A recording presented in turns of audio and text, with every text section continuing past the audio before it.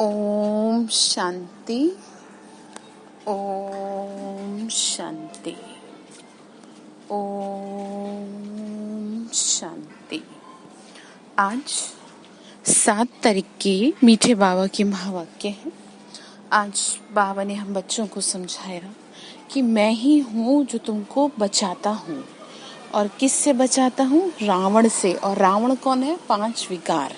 बाबा ने कहा मेरे को आना ही इसलिए पड़ता है, तुम्हारी रक्षा मुझे करनी इसलिए पड़ती है क्योंकि तुम फंस चुके हो जिसमें तुम्हें नहीं फंसना था, और अब तुमने मुझे पुकारा तो मैं आया हूँ बचाने के लिए। बाबा ने ये बात हम बच्चों को आज समझाई कि मैं ही हूँ ना तुम्हारा रक्षक। फिर बाबा ने आगे कहा कि बच्चे देखो, क्रोध जो आता है उसका कारण क्या है, उसके ऊपर बाबा ने समझाया।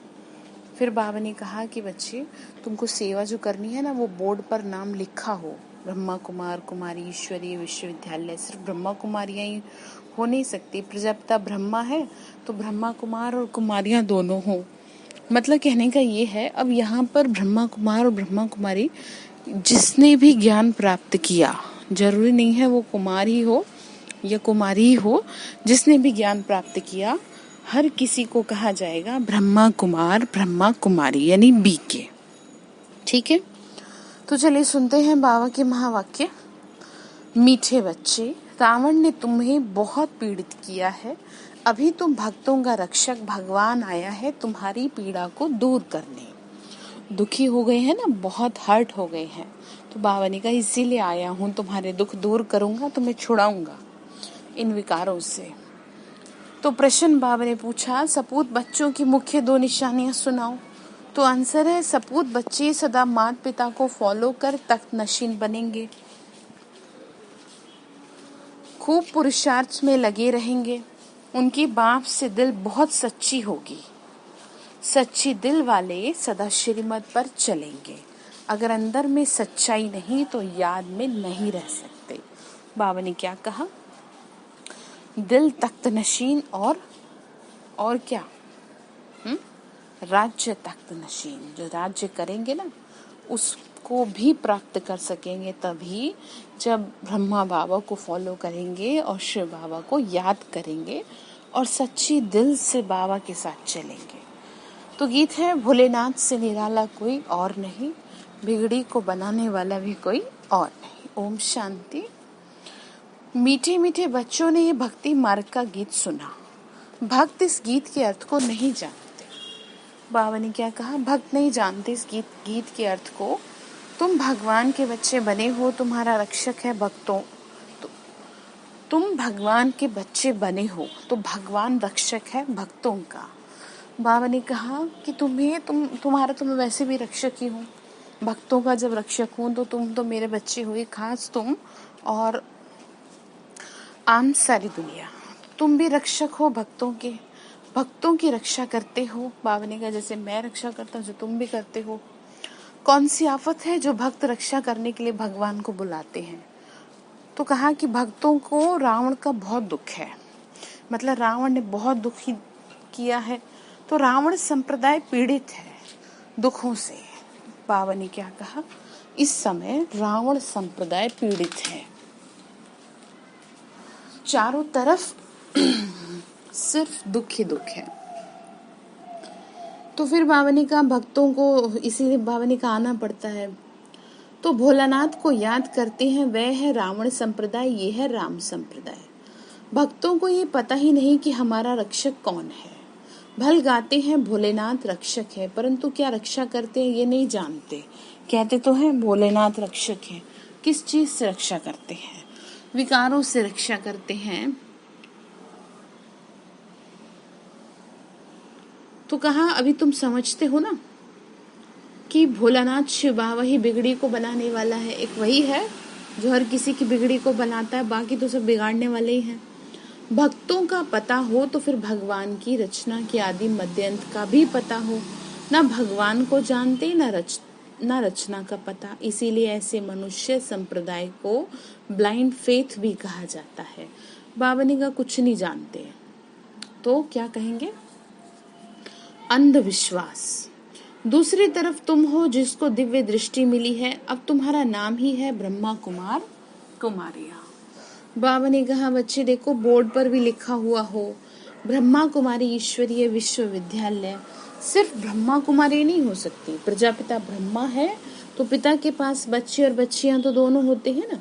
अब ये मैटर नहीं करता ना कि खाली कुमारियां ही हैं, जिसे कईयों को लगता है कि हाँ खाली माताएं बहनें ही आती हैं क्या, ऐसा नहीं है। भगवान के तो सब बच्चे ही हैं, तो भाई भी हैं तो बहनें भी हैं तो बच्चे भी हैं, सभी तरह के हैं, छोटे बड़े बूढ़े जवान सब तरह के हैं।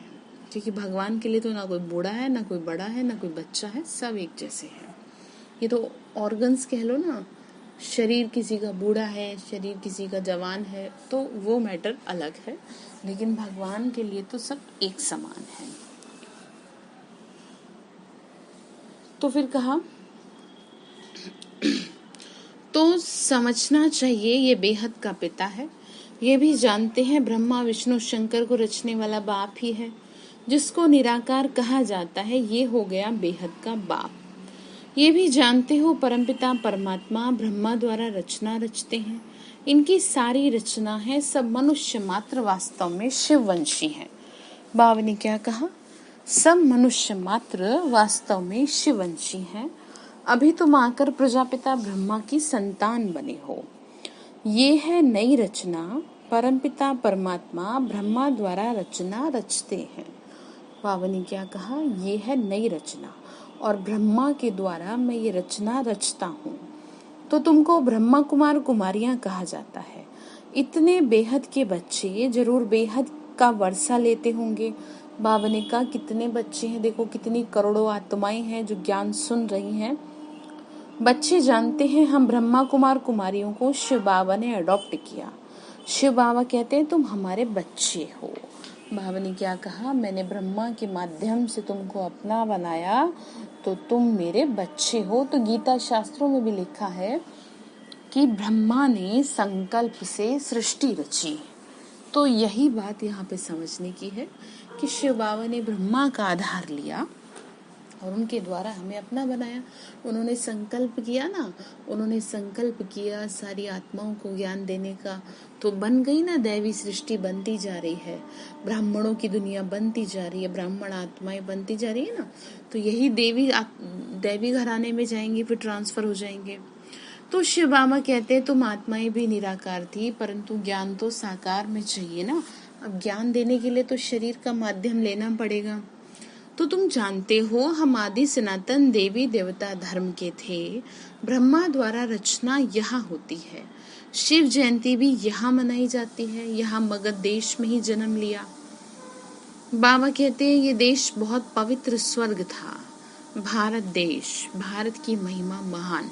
अभी जो भारत का हाल है वो इसीलिए है क्योंकि भारत ही पतित बनता है और फिर भारत ही पावन बनता है, और कोई भी देश के लिए नहीं कहा जाता। अभी इनको नर्क मगध देश कहा जाता है, फिर स्वर्ग बनना है। तुम बच्चों की बुद्धि में है, शिव बाबा हमको फिर से राजयोग सिखाए, पवित्र बनाते हैं। गाते भी हैं पतित पावन भक्तों के रक्षक भगवान आओ। भक्त ही पुकारते हैं, पतित होते हुए भी अपने को पतित नहीं समझते। कितना भगवान को बुलाते हैं, बाप समझाते हैं तुम सभी पतित हो। पावन दुनिया सतयुग को और पतित दुनिया कलयुग को कहा जाता है। बाबा ने क्या कहा, पावन दुनिया सतयुग को कहा जाता है। तो मनुष्य तो है घोर अंधियारे में। बाप तुम्हें सब राइट बात समझाते हैं कि लाखों वर्ष की तो कोई बात ही नहीं है। समझते हैं कलयुग तो अभी छोटा बच्चा है और तुम जानते हो मौत सामने खड़ी है। अंधियारे और रोशनी का वर्णन संगम पर ही किया जाता है। कौन सा अंधियारा, कौन सी रोशनी? ज्ञान की रोशनी, अज्ञान का अंधियारा। ज्ञान मिलता है तो जीवन में रोशनी आती है। जैसे पढ़ाई करते हैं तो जीवन में रोशनी आती है, तो वास्तव में शिक्षा तो यहाँ पे आध्यात्मिकता की मिलनी चाहिए। क्योंकि मनुष्य हो तो बहुत एजुकेटेड गया, लेकिन उतना ही ज्यादा वो आध्यात्मिकता से यानी ज्ञान योग से, अच्छे संस्कारों से, अच्छी बातों से कोसों दूर है। तो इसीलिए बाबा ने ये बात समझाई। तो अब तुम घोर प्रकाश में आए हो। बाबा ने कहा अब तुम्हें सोंजने में आ गए, तुम दिन में आ गए, तुम्हें ज्ञान मिल गया ना। तो सतयुग में तुम ये वर्णन नहीं कर सकेंगे। बाबा ने कहा वहां तुम्हें कुछ नहीं ध्यान देंगे ये चीजें, वहां ये नॉलेज ही नहीं रहती। इस समय बाप बैठ बच्चों को समझाते हैं। तुम सतयुग में सूर्यवंशी घराने के थे, फिर अंत में आके शूद्रवंशी घराने के बने हो, अब फिर ब्राह्मण वंशी बने हो। अभी तुम हो सर्वोत्तम ब्राह्मण कुल के। क्या कहा? अभी तुम कौन सी आत्माएं हो? सर्वोत्तम ब्राह्मण कुल के। तुम हो उच्च ते उच्च, ये ईश्वरीय कुल है। बाबा ने क्या कहा? बच्चे तुम ब्राह्मण, तुम जो ब्राह्मण हो ना, तुम ईश्वरीय कुल के हो। ठीक है, मतलब ईश्वरीय कुल भगवान के बच्चे हैं ना, तो सबसे पहले सर्वोत्तम ब्राह्मण कुल के हैं। तो तुम हो उच्च ते उच्च ईश्वरीय कुल के हैं। बाप के पास आते हैं तो बाबा पूछते हैं किसके पास आए हो? तो कहते हैं बाप के पास आए। अब बाप एक आत्मा का पिता, एक शरीर का पिता, दो है ना, तो सभी शालिग्रामों का बाप तो एक शिव ही है, यानी सभी का पिता तो एक शिव ही है ना। जैसे कि मैं आपको बताती आई हूँ, तो बाबा ने कहा तुम्हारी बुद्धि में ये टपकता है, ज्ञान टपकता रहना चाहिए। हम एक बाप के बच्चे हैं जिससे वर्षा मिलता है। निराकार वर्षा तो साकार द्वारा ही देंगे ना, यानी शिव बाबा तो ज्योति स्वरूप है। अब वो ज्ञान देने के लिए किसी को तो माध्यम लेंगे। तो गीता में लिख दिया मैं बूढ़े तन में प्रवेश करता हूँ। तो ब्रह्मा का ये वही बूढ़ा तन है जिसके माध्यम से ज्ञान दिया जाता है। तो बाबा खुद कहते हैं मैं साधारण तन में आगे प्रवेश करता हूँ। अब बाप बच्चों को कहते हैं, बच्चे क्या कहते होंगे? देही अभिमानी भाव, यानी आत्म अभिमानी भाव, अपने को आत्मा समझो, ये देह तो विनाशी है। बाबा ने क्या कहा? बच्चे अपने को आत्मा समझो, ये देह विनाशी है। देह तो बदलती रहती है, फिर दूसरे मित्र संबंधी मिलते हैं। अभी आत्माओं को बेहद के बाप से वर्षा लेना है, परमपिता परमात्मा द्वारा। बाबा ने कहा जितने शरीर बदलेंगे, जितने जन्म लेंगे, उतने ही देह, रिश्तेदार, नातेदार अलग अलग मिलेंगे। लेकिन उससे पहले तो तुम मेरे हो, तुम्हें मुझसे लेना है ना सब कुछ, तो तुम ही सुनकर फिर धारण करते हो। संस्कार तुम्हारी आत्मा में है, आत्मा में ही संस्कार रहते हैं। ऐसे नहीं कि शरीर के संस्कार कहेंगे, नहीं, तुम्हारी आत्मा के संस्कार तमो प्रधान है। बाबा ने कहा शरीर में संस्कार नहीं होते, आत्मा में संस्कार होते हैं, अच्छे और बुरे, और उसी अच्छे और बुरे संस्कारों के अनुसार जन्म मिलता है। जैसे कि आप देख सकते हैं कि जैसे कई बच्चे, जैसे छोटे बच्चे होते हैं, जन्मते ही उनमें कईयों में बहुत शांत स्वभाव के होते हैं, बहुत पूजा पाठ में शांति से बैठ जाते हैं, और कई बड़ी लड़ाकू प्रवृत्ति के होते हैं, बचपन में झगड़े कर करके आ जाते हैं कहीं कहीं। तो ये सब पीछे के संस्कारों का ही हिसाब इस जन्म में सामने आता है। तो अब बाबा ने कहा उनको चेंज करना है। जो संस्कार ऐसे हो गए ना, उसको चेंज करेंगे। वैसे तो पॉसिबल नहीं है, लेकिन भगवान की शक्ति से हो सकता है। तो काया कल्पतरु कहा जाता है ना, परिवर्तन होता है। जैसे बहुत से आत्माएं आई हैं ज्ञान में, तो उनके जीवन में परिवर्तन हुआ, काया कल्प वृक्ष समान बन जाती है, आयु भी बड़ी रहती है। मतलब शरीर को कहा है काया कैसी बन जाती है? कल्प वृक्ष समान बनती है, आयु भी बड़ी रहती है। तो तुम जानते हो ना, यहाँ तो आयु बहुत छोटी रहती है, छोटी आयु में बैठे बैठे अकाले मृत्यु हो जाती है। अभी तुम काल पर विजय पाते हो। बाबा ने क्या कहा? अभी तुम्हारी विजय हो रही है काल के ऊपर। वहाँ काल कभी खाता नहीं है। कहाँ भला? स्वर्ग में। वहाँ काल कभी खाएगा नहीं, अपने टाइम से शरीर छोड़ेंगे। यहाँ तो 24 घंटे काल सर पे बैठा है। इसीलिए तो बार बार आपको याद दिलाया जाता है कि आप पुण्य कर्म जमा कर लें।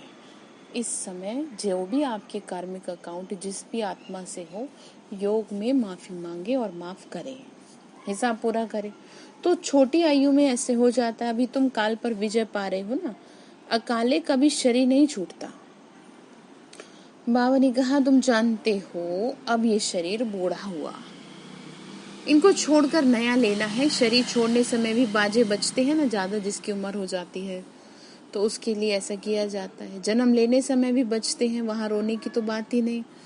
बाबा ने कहा अब रोते तो देखो यहाँ है, वहां तो न तो मरने पे रोते और नहीं जब बच्चा जन्म लेता है तब रोता है, लेकिन यहाँ तो रोता है।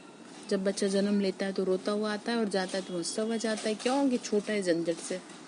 तो वहाँ तो हर तरह से खुशी से जाते हैं, खुशी से आते हैं। तो उसी के लिए तपस्या आपसे यहाँ कराई जा रही है।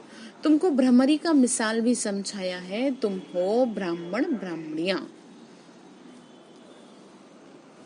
बाबा ने क्या कहा? तुम हो ब्राह्मण ब्राह्मणियां। ब्राह्मणी और भ्रमरी राशि मिलती है। मतलब बाबा ने कहा कि जैसे भ्रमरी का मिसाल देते हैं ना, कि वो भूं भूं करके औरों को भी अपने जैसा बना देती है भ्रमरी। ठीक है, एक दृष्टांत देते हैं। तो मतलब बाबा ने कहा तुम भी ब्राह्मणियां हो तो तुमको भी ज्ञान की भूं भूं करना है और अन्य आत्माओं को अपने जैसा बनाना है, मतलब सेवा करनी है, इन वन वर्ड।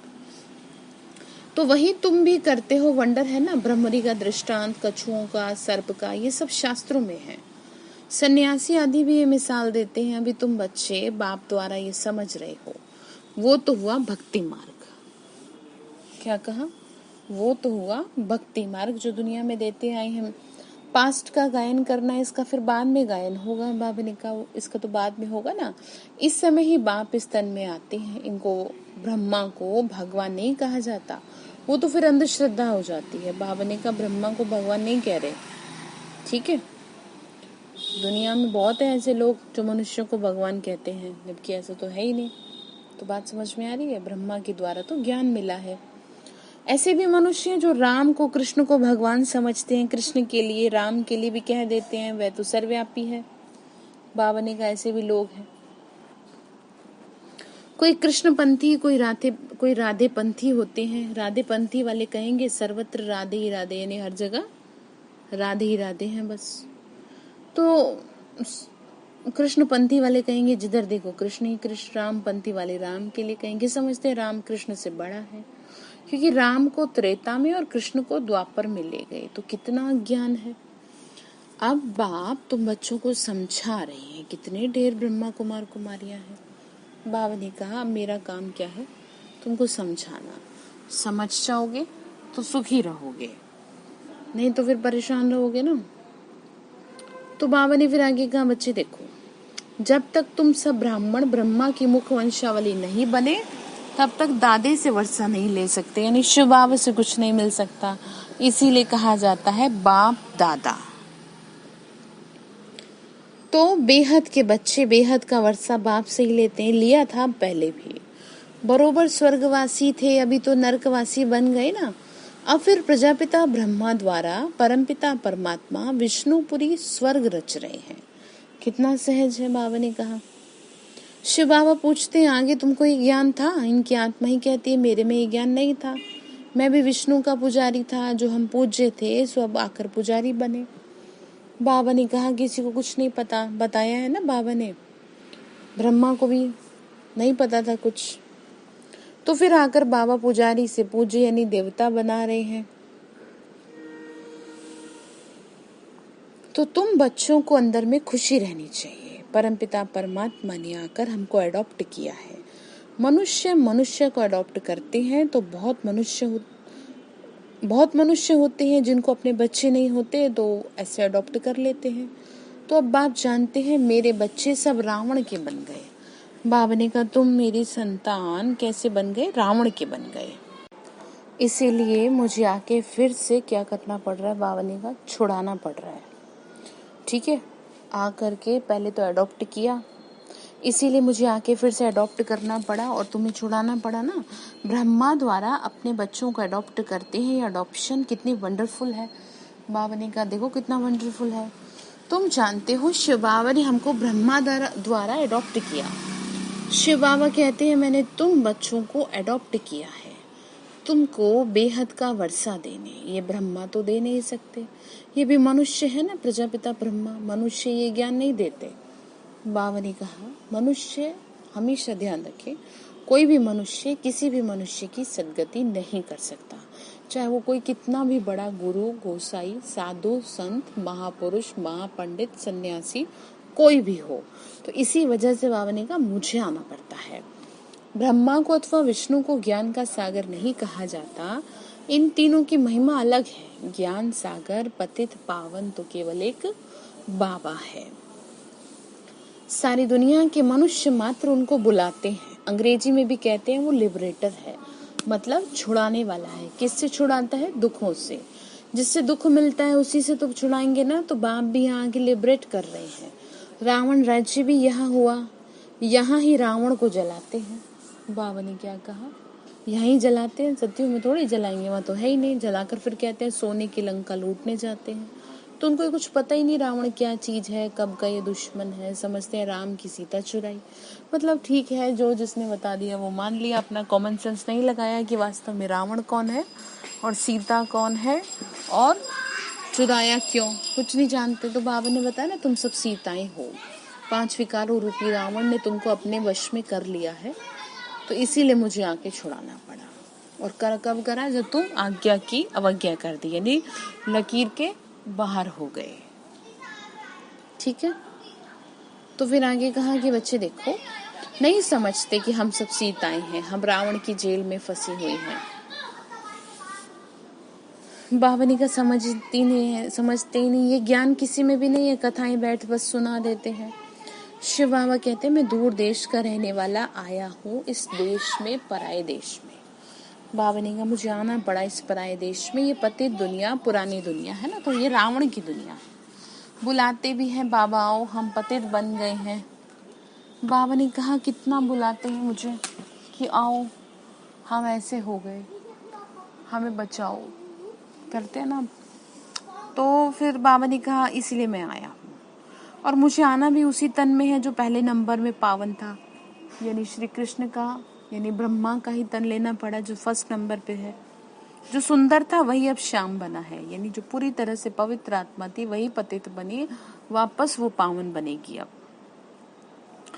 तो कितनी वंडरफुल बातें हैं। कृष्ण को श्याम सुंदर कहते हैं, ये किसी को पता नहीं। क्या एक कृष्ण को ही सर्प ने डसा? सतयुग में थोड़ी सर्प आदि होते हैं। सर्प कौन सा? विकारों रूपी सर्प। बाबा कहते हैं ये अंतिम जन्म मेरे कारण पवित्र बनो। भगवान ने हमसे भीख मांगी है इस बात की, मेरे कारण बच्चे कुछ जीवन को मेरी वजह से पवित्र रख लो, जिससे कि मुझे दुनिया को पवित्र बनाने में मदद मिल सके। ठीक है। तो कहा, तो पवित्र दुनिया के तुम मालिक बन जाएंगे। सिर्फ मुझे याद करो और पवित्र बनो। बस अल्फ को याद करो, अल्लाह को याद करो, तो बेबादशाही तुम्हारी, यानी सत्युग की दुनिया का राज्य भाग्य तुम्हारा। तो सहज ये है सहज राजयोग, सहज राजाई। बच्चा पैदा हुआ और वर्षे का हकदार बना। बाबा ने कहा मेरे बने हो तो तुम्हारे को सब कुछ मिलेगा। तो यहाँ ही बच्चे जानते हैं कि हम बाप के बने हैं, तो स्वर्ग की राजाई के हम हकदार हैं। अब बाबा कहते बच्चे सतो प्रधान से तुम तमो प्रधान बन गए हो, फिर से तुमको अब सतो प्रधान बनना है, यानी फिर से तुमको साफ सुथरा होना होगा। गंदे बन पड़े। योग और ज्ञान सिखाने में 1 सेकंड लगता है। बच्चा पैदा हुआ और वारिस निश्चय किया, तो तुम बाप के बने हो तो राजधानी का वर्षा तुम्हारा। बाबा ने कहा तुम मेरे बने हो तो तुम्हारे 21 जन्म मैंने सुरक्षित किए। ठीक है। परंतु राजा रानी तो सब नहीं बनेंगे ना, ये है राजयोग। बाबा ने कहा ये राजयोग है, राजा रानी प्रजा साहूकार गरीब सब चाहिए। इसलिए रुद्रमाला भी बनी हुई है, सब तरह की आत्माएं होंगी यहाँ पर। जिसने जैसी मेहनत कर ली उसी हिसाब से वो पद पाएंगे। प्रजा में जाएंगे, दास में जाएंगे, क्या बनेंगे वो आप ही के ऊपर डिपेंड करता है। जैसी मेहनत वैसा ही बनेंगे।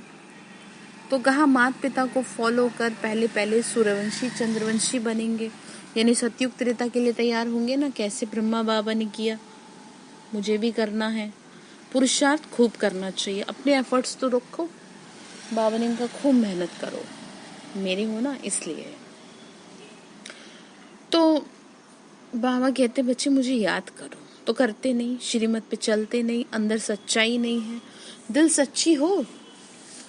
सच्ची हो तो श्रीमत पे चलते, बाप को याद करते रहे। श्रीमत पर ही तुमको दादे से वर्षा मिलता है। ब्रह्मा स्वर्ग का वर्षा नहीं दे सकते, दादे की कमाई पर पोत्रे का हक रहता है। बाबा ने क्या कहा, देखो बाबा ने कहा ब्रह्मा नहीं कुछ दे सकते, मैं तुमको दूंगा क्योंकि तुम मेरे हो। मैंने तो इनका माध्यम लिया है, इसीलिए शिव बाबा पे बुद्धि को एकाग्र करना बेहद जरूरी है। तो बाप की कमाई के बच्चे भागीदार बनते हैं तो हकदार है ना, तो यहाँ तुमको शिव बाबा से वर्षा मिलता है। ज्ञान रतन बाप से ही मिलते हैं। ज्ञान, गुण, सुख, शांति, पवित्रता, धैर्यता, हर चीज किससे मिली है? शिव बाबा से मिली है। और ये किसी खजाने से कम नहीं है। किसी के जीवन में शांति है कुछ नहीं होते भी, तो ये खजाना है। और किसी के पास सब कुछ होते भी शांति नहीं है, तो देखो उसके पास कुछ नहीं है। तो आप कितने भाग्यशाली हो कि आपके पास सब कुछ है। अच्छा तो तुम जानते हो, क्या जानते हो? हम ब्राह्मण ही सो फिर देवी देवता बनेंगे। जगदम्बा कौन है? बाप समझाते हैं ये ब्राह्मणी थी जगदम्बा के लिए। ज्ञान ज्ञानेश्वरी थी, फिर राज राजेश्वरी बनती है। ज्ञान लिया ना पहले और उसमें अव्वल नंबर गई। तो तुम भी ऐसे बनते हो। बाबा ने कहा तुम भी ऐसे ही ज्ञान धारण करते हो और जीवन तुम्हारा बदलता है। अच्छा, मीठे मीठे सिक्के लदे बच्चों प्रति माता पिता बाप दादा का याद प्यार और गुड मॉर्निंग। रूहानी बाप की रूहानी बच्चों को नमस्ते। हम रूहानी बच्चों की रूहानी माता पिता बाप दादा को नमस्ते।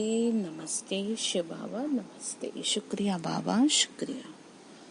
तो धारणा के लिए मुख्य सार है, आत्मा में जो तमो प्रधानता के संस्कार है ना, यानी पुराने खराब संस्कार है, उन्हें याद के बल से चेंज करना है, सतो प्रधान बनना है। यानी कि जैसे आपका कोई खराब संस्कार आपको परेशान करता हो, तो खुद को मैसेज दो कि नहीं, मैं ऐसा नहीं कर सकती, नहीं कर सकता, क्योंकि मेरे को तो बाबा ने अपना बनाया है। तो बस ऐसे धीरे धीरे चेंज हो जाएंगे। सतो प्रधान बनना है, बस बाबा को याद करते रहो। तो दूसरी पॉइंट है, बाप से राजाई का वर्षा लेने के लिए सदा सपूत बच्चा बन श्रीमत पे चलना, सच्चे बाप से सच्चा रहना, माता पिता को फॉलो करना, ज्ञान रत्नों का दान करते रहना। क्या कहा?